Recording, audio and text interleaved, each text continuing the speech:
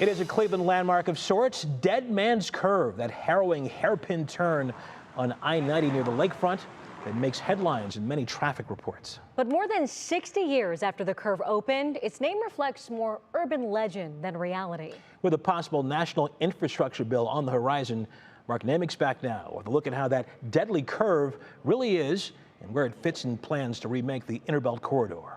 The Innerbelt Curve, designed and built in the 1950s, when cars had V8 engines and chrome bumpers, and station wagons were growing in popularity.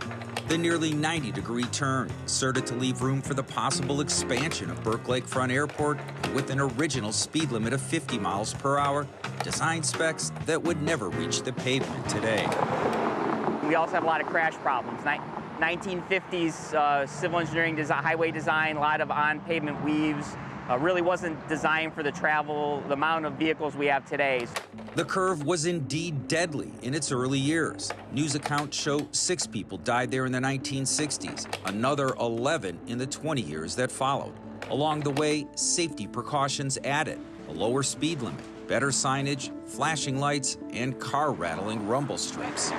There's been no fatalities on the curve in nearly 20 years. Those safety records are incomplete. We're more lucky than anything else that there haven't been more fatalities or more serious injury crashes in that location. So we don't want to continue to have to be lucky.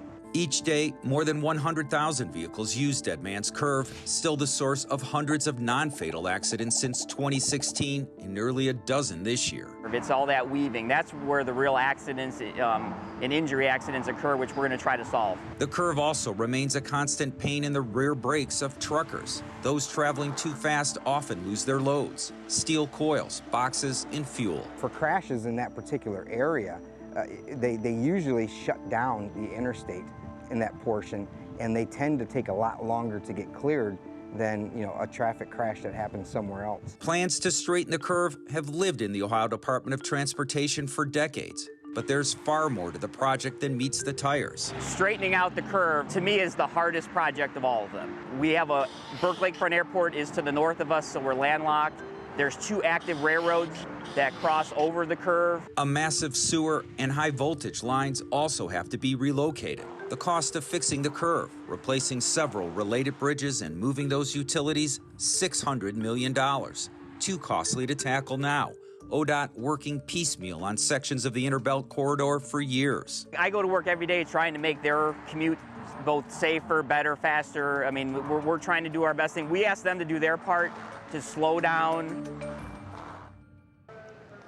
ODOT can't say when the money or if the money will ever be available to fix that curve, though a new infrastructure bill might allow it to compete for some more federal dollars to get it fixed.